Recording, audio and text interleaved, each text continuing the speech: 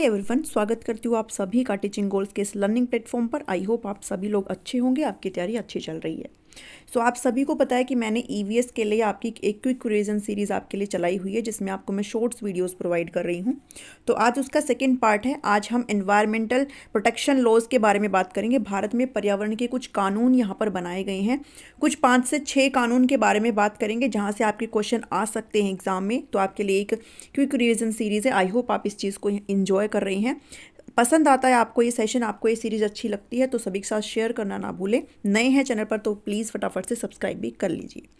आज का जो टॉपिक रहने वाला है वो प्रोटेक्शन लॉज के बारे में बात करेंगे, ये मैंने आपको बता दिया। और जो इन लॉज को पढ़ेंगे, जिन भी कानून के बारे में पढ़ेंगे, वो मैंने आपको यहाँ पर बताए हैं।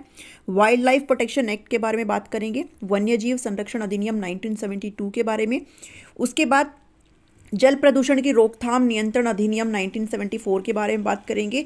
एयर पॉल्यूशन से रिलेटेड हम कैसे रोकथाम नियंत्रण करते हैं, उसका जो अधिनियम है 1981 का, उससे बात करेंगे।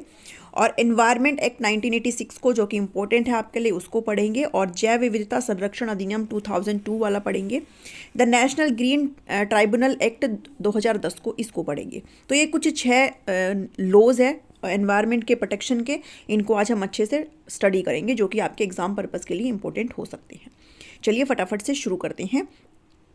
तो देखिए, एनवायरमेंटल लॉज आखिर होते क्या हैं प्रोटेक्शन के लिए। लॉज यहाँ पर ये कानून बनाए गए हैं, आखिर इनका मकसद क्या है। तो आप सभी को पता है भाई, जैसे अगर हम इन जनरल अगर बात करें तो हमारे यहाँ पर न्यायपालिका होती है और वहाँ पर कुछ रूल्स रेगुलेशंस होते हैं, लॉज वगैरह होती हैं। तो वो लॉज होते हैं भाई, पुलिस वगैरह होती है, सारी चीज़ें होती है। तो वो कहीं ना कहीं एक तरीके से चीज़ें अच्छे मेंटेन होकर के चलती रहे और जो क्राइम का लेवल है वो कहीं ना कहीं कम हो, इस चीज़ के लिए बनाए गए हैं। ऐसे ही एनवायरनमेंट को, जो भी हमारा वातावरण है, जो भी पर्यावरण है, उसको किसी भी प्रकार का कोई भी खतरा ना हो, लोग इधर उधर जो है चीज़ें ना करें, इसीलिए इसको प्रोटेक्शन के लिए, इसके संरक्षण के लिए कुछ नियम बनाए गए हैं। हम सबको इन्हीं नियमों के दायरों के अंदर चलना होता है। अगर हम इससे बाहर जाते हैं तो वहाँ पर एक दंड का प्रावधान हमारे लिए सेट किया गया है। तो एनवायरमेंटल प्रोटेक्शन लॉज के अंदर कुछ इन्हीं लॉज के बारे में पढ़ेंगे, इन्हीं कानूनों के बारे में पढ़ेंगे।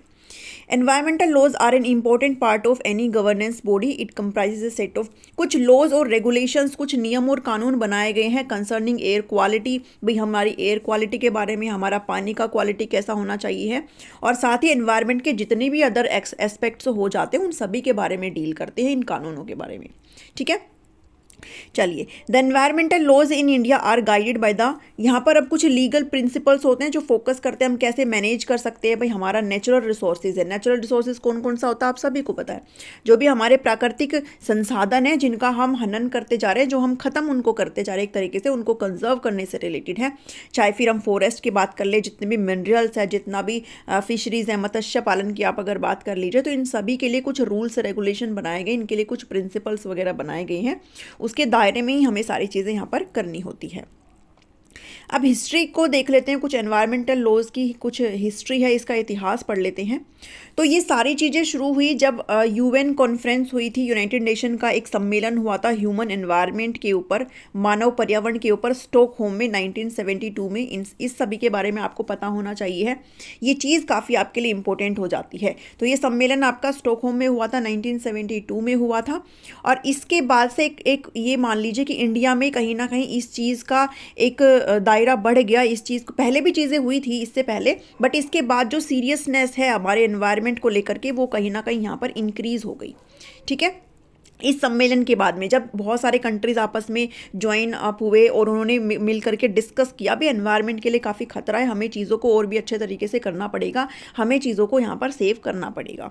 तो इसके बाद चीज़ें यहाँ पर स्टार्ट हुई, एक तरीके से प्रोटेक्शन के लिए चीज़ें स्टार्ट हुई। इसके बाद this led to the formation of National Council for Environment Policy. और इसके बाद किस चीज़ का गठन हुआ, इसके बाद इस परिषद का गठन हुआ, national Council for Environment policy and planning, 1972 में इस चीज़ का यहाँ पर गठन हुआ, with science and technology department के अंडर। तो ये भी आप ध्यान में रखेंगे। और this was setup establish A regulatory body for the overview of, यानी कि अब ये जो परिषद यहाँ पर गठित हुआ है वो किस चीज़ से निपटेगा, वो पर्यावरण से संबंधित जो भी इश्यूज होते हैं, जो भी मुद्दे हैं, जो भी चिंताएं हैं, उनसे रिलेटेड यहाँ पर ये सारी चीज़ें ये परिषद देखेगा। इस काउंसिल को बाद में कन्वर्ट कर दिया गया किसमें, ministry of environment and forest. One मंत्रालय पर्यावरण और वन मंत्रालय के अंदर इसको बाद में क्या कर दिया गया, नाम इसका चेंज कर दिया गया। ये भी आप ध्यान में रखेंगे इस परिषद को।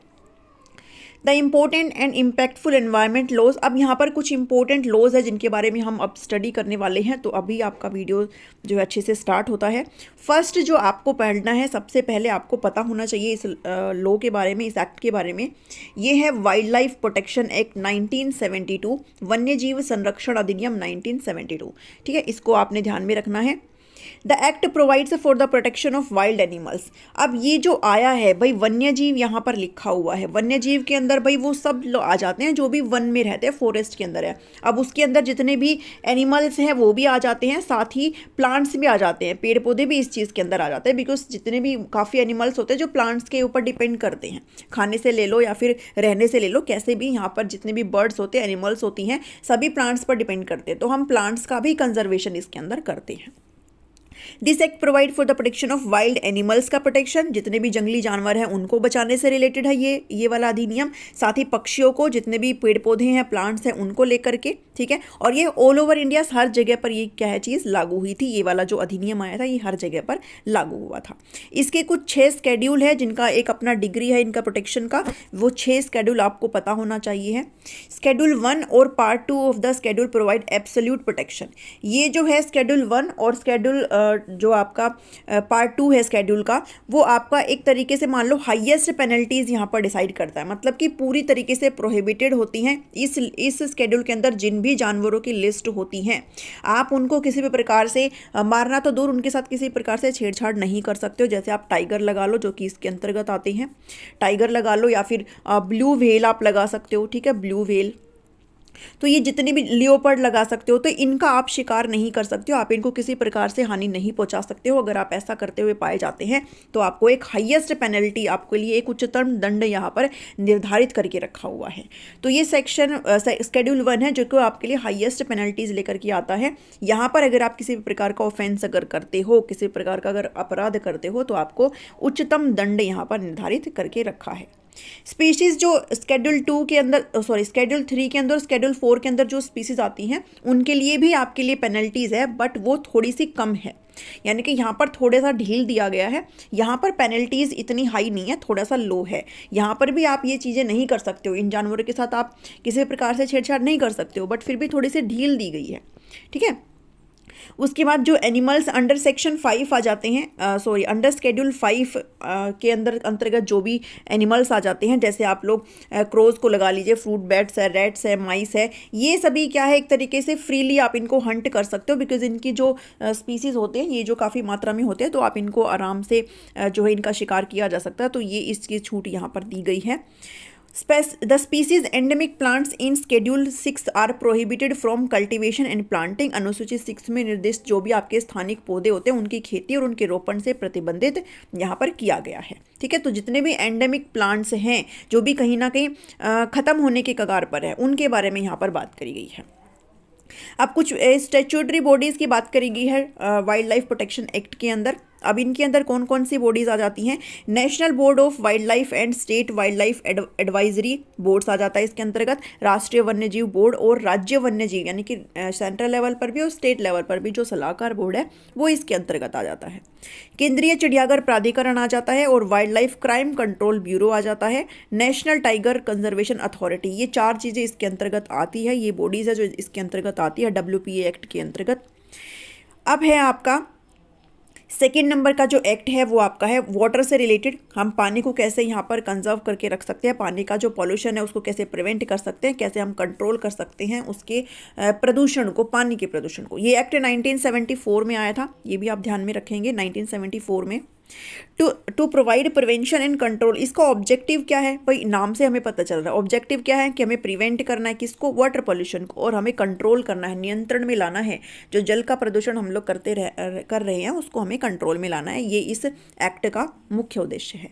मेंटेनिंग और restoring of wholesomeness and purity of water in the various sources of water, जितने भी पानी के सोर्सेज स्रोत है उनके अंदर हम लोग एक तरीके से मेंटेन करते हैं, बना करके रखते हैं पानी की प्योरिटी को, पानी के अंदर किसी प्रकार का कोई भी ऐसा अनवांटेड सब्सटेंस ना मिले जो कि उसकी प्योरिटी को ख़त्म करता हो, उसको इम्प्योर बनाता हो, तो इस चीज़ को यहाँ पर मैनेज करने का काम करता है ये वाला एक्ट जो कि पानी से रिलेटेड है। It vest regulatory bodies. अब इसके अंदर दो बॉडीज के बारे में हम बात करते हैं, एक हो सीपीसीबी और एक होता है एसपीसीबी। सीपीसीबी होता है सेंट्रल पोल्यूशन कंट्रोल बोर्ड, जो कि केंद्र लेवल पर होता है, केंद्रीय लेवल पर है। और जो आपका एसपीसीबी है ये आपका स्टेट पोल्यूशन कंट्रोल बोर्ड है, जो कि स्टेट लेवल पर काम करता है। तो ये थोड़ा सा इनके बीच में डिफरेंस है। CPCB performs these functions for union territories. अब जो सीपीसीबी है भाई सेंट्रल लेवल पर है, तो ये किसके लिए काम करती है? यूनियन टेरिटरीज के लिए काम करती है, जितने भी केंद्र शासित प्रदेश हैं उनके लिए यहाँ पर सारी चीज़ें करती हैं।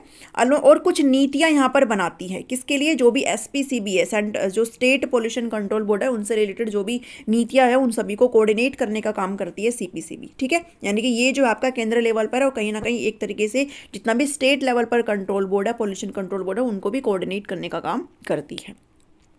SPCBs control sewage and industrial effluent discharge by approving, rejecting, granting consent to discharge. SPCB यानी कि स्टेट लेवल पर आपका जो पोल्यूशन कंट्रोल बोर्ड है, ये एक तरीके से जो इंडस्ट्री से एफ्लुएंट का मतलब होता है लिक्विड वेस्ट, जो कि आपका इंडस्ट्री से कहीं ना कहीं रिलीज होता है, और वो हम पहले क्या होता था डायरेक्टली उसको किसी भी वाटर बॉडीज में डंप कर दिया जाता था।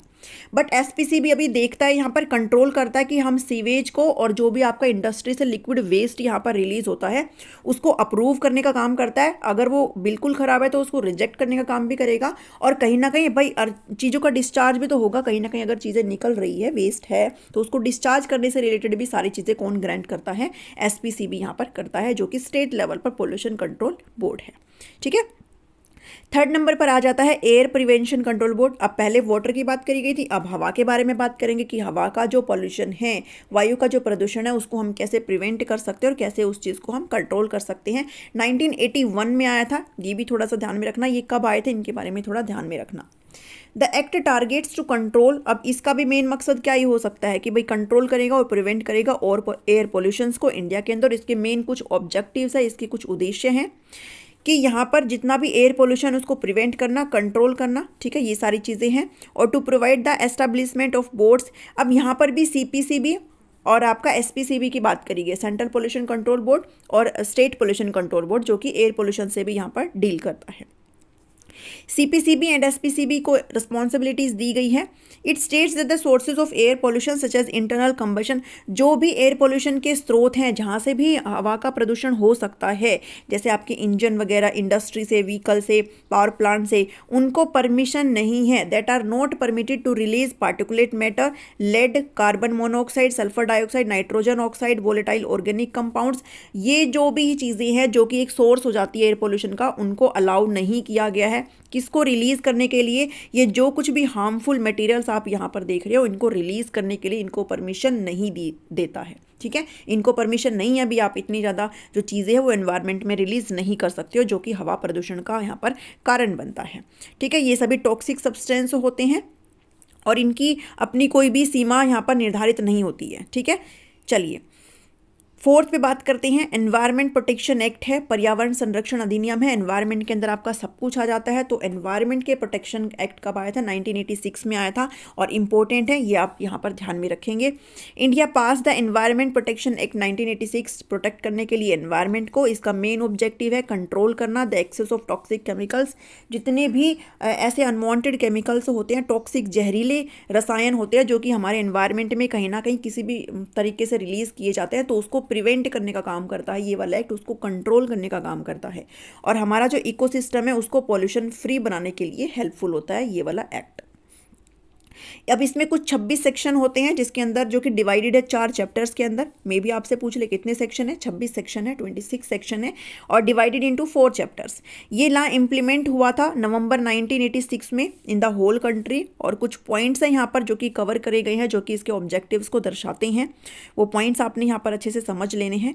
इसके अंदर एनवायरनमेंट के प्रोटेक्शन की और इम्प्रूवमेंट की बात करी गई है, और इम्प्लीमेंट कर रहा है रूल्स को, जो कि स्टॉकहोम कन्वेंशन हुआ था, स्टॉकहोम का जो सम्मेलन हुआ था ह्यूमन एनवायरनमेंट के ऊपर, उनमें जो कुछ भी चीज़ें वहाँ पर डिसाइड करी गई थी उसको इम्प्लीमेंट करने का काम करता है यहाँ पर।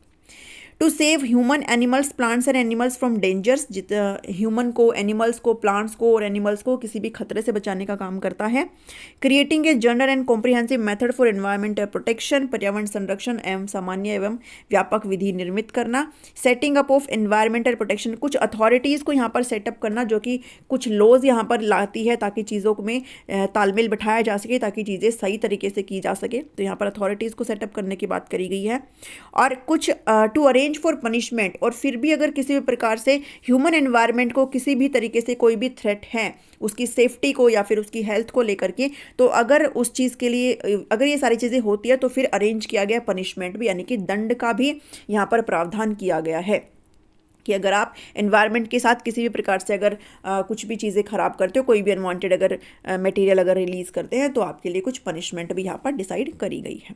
नेक्स्ट आ जाता है बायोलॉजिकल डाइवर्सिटी एक्ट 2002, जैव विविधता संरक्षण अधिनियम 2002। ये केंद्र सरकार ने 2000 में एक राष्ट्रीय जैव विविधता संरक्षण क्रियान्वयन योजना ये शुरू करी थी, जिसके अंदर सरकारी संगठन थे, वैज्ञानिक, पर्यावरण और आम जनता को भी इसमें शामिल किया गया था। और सरकार ने जैव विविधता संरक्षण 2002 पास किया, जो इस दिशा में एक महत्वपूर्ण कदम है। जैव विविधता कानून 2002 केंद्र सरकार को कुछ दायित्व भी सौंपता है, और ये दायित्व कौन से हैं? आपने उन परियोजनाओं को यहाँ पर अच्छे से चेक कर लेना है, जो भी नई नई परियोजनाएं आ रही हैं कि वो किसी भी प्रकार से पर्यावरण के ऊपर कोई भी गलत असर ना पहुंचाती हो, तो आपने उस चीज़ को पहले जांच लेना है। और जैव तकनीकी से उत्पन्न प्रजातियों के जैव विविधता और मानव स्वास्थ्य पर पड़ने वाले जो भी नेगेटिव इफेक्ट्स हैं, उसके लिए नियंत्रण और उपाय को सुनिश्चित करने का काम भी यहाँ पर केंद्र सरकार को करना है। थर्ड पॉइंट कहता है कि स्थानीय लोगों की जैव विविधता संरक्षण के परंपरागत विधियों की रक्षा करना।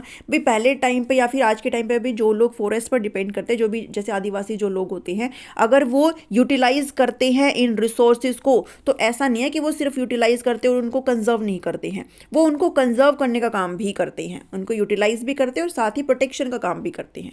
तो जो स्थानीय लोगों के जो कंजर्वेशन की जो टेक्निक है, उसकी रक्षा करने का काम भी ये वाला एक्ट करता है। जैव विविधता अधिनियम 2002 जैव विविधता संरक्षण सुनिश्चित करने की दिशा में एक महत्वपूर्ण कदम है। तो ये आपका जो जैव विविधता अधिनियम था, जिसको आपने थोड़ा सा देख लेना है। उसके बाद 6 है आपका नेशनल ग्रीन ट्राइब्यूनल एक्ट 2010, राष्ट्रीय हरित न्यायाधिकरण अधिनियम। न्यायाधिकरण अधिनियम से मतलब है कि जितने भी आपके इश्यूज आते हैं, जितने भी आपके केस वगैरह आते हैं किसी भी प्रकार से, तो उनको डील करने का काम ये वाला एक्ट करता है। ये एक स्पेशलाइज्ड बॉडी होती है जिसको सेटअप किया गया है नेशनल ग्रीन एनजीटी एक्ट 2010 के नाम से, अभी आपको दिखा मिल जाएगा ये। For the effective and expeditious disposal of cases, जो भी केसेस यहाँ पर आए हैं एनवायरनमेंट के प्रोटेक्शन से रिलेटेड, उसके कंजर्वेशन से रिलेटेड और नेचुरल रिसोर्सेज से रिलेटेड, अगर कोई भी केस फाइल हुआ है तो उसको डिसमिस करने का काम, उसको डिस्पोजल को, यानी कि उनको सुनता है, हियरिंग वगैरह होती है यहाँ पर, और उस चीज़ को यहाँ पर डिस्पोज किया जाता है, ख़त्म किया जाता है। और इसकी कुछ लिमिट होती है भाई, इनको विद इन 6 मंथ यहाँ पर करना होता है। With the establishment of NGT India became the third country. NGT के स्थापना के बाद इंडिया जो है तीसरे स्थान पर आ गया है, वर्ल्ड के अंदर तीसरे नंबर का देश बन गया है। इसके बाद में ऑस्ट्रेलिया और न्यूजीलैंड के बाद में। और अगर विकासशील देशों की बात करें, बिकॉज इंडिया विकासशील देश है, तो विकासशील देशों की बात करें तो इंडिया यहाँ पर पहले नंबर पर है, ठीक है, जिसने एनजीटी की यहाँ पर स्थापना करी है, जो कि एक तरीके से पर्यावरण से रिलेटेड जो भी केसेस होते हैं उनको डील करता है। अब एनजीटी के पास डिस्पोज करने के लिए केस को यहाँ पर विद इन 6 महीने, अपील के 6 महीने के अंतर्गत इनको क्या करना होता है, सुनवाई करनी होती है और उस केस को यहाँ पर डिसमिस करने का काम करते हैं, डिस्पोज करने का काम करते हैं। एनजीटी के अंदर कुछ 7 एक्ट कवर होते हैं। इन 7 एक्ट से जो भी आपको नीचे बताए गए हैं, इन 7 एक्ट से अगर कोई भी केसेस आते हैं तो उनको सुनवाई का काम एनजीटी करता है, नेशनल ग्रीन ट्राइब्यूनल करता है। इसके अंदर आपका आता है वाटर वाला एक्ट आता है 1974 वाला, और साथ ही water prevention and control pollution cess act 1974, तो ये भी आता है आपका इसके अंतर्गत। ये आपका 1977 का है, ठीक है, 1977 का है, ये आपका अलग है दोनों। प्रदूषण की रोकथाम नियंत्रण उपकर अधिनियम है 1977। और उसके बाद एयर पोल्यूशन एक्ट भी है आपका, फॉरेस्ट कंजर्वेशन एक्ट है 1980, environment protection act 1986, public liability insurance act और आपका जैविक विविधता अधिनियम 2002। तो ये कुछ 7 केस है जिनकी सुनवाई करने का काम एनजीटी करता है। और 2 एक्ट है जो कि इसकी पहुंच से बाहर है, इसके जो दायरा है उससे बाहर है, वो आपका वाइल्ड लाइफ प्रोटेक्शन एक्ट 1972 है, और आपका अनुसूचित जनजाति और अन्य पारंपरिक वनवासी वन अधिकारों की मान्यता अधिनियम 2006 है यहाँ। ठीक है। तो ये कुछ 7 है एक्ट जो कि इसके अंतर्गत आते हैं, एनजीटी इनकी सुनवाई करता है। और ये जो 2 एक्ट मैंने आपको नीचे बताए हैं अभी, ये थे कुछ लॉज जो हमने आज डिस्कस किए हैं। आई होप आपको यहाँ पर चीज़ें समझ में आई होगी। एक चीज़ यहाँ पर थोड़ा सा ध्यान में रखना, मुझे एकदम से याद आया है कि ये जो एयर पोल्यूशन वाला है ना, ये 1977 नहीं है, ये लिखने में गलती हुई है, 1981 वाला है। ठीक है, 1981 है, इस चीज़ को करेक्ट करिएगा। चलिए, ये कुछ आपके साथ 6 लॉज मैंने डिस्कस किए हैं, आई होप आपको समझ में आया होगा। नेक्स्ट वीडियो का जो कंटेंट रहने वाला है वो पर्यावरण से संबंधित जितने भी अंतर्राष्ट्रीय संस्था और संगठन है उसके बारे में स्टडी करेंगे। सो आई होप आपको सेशन अच्छा लग रहा है, सभी के साथ शेयर कर दीजिएगा। मिलती हूँ नेक्स्ट वीडियो में। Thank you, thanks for watching me.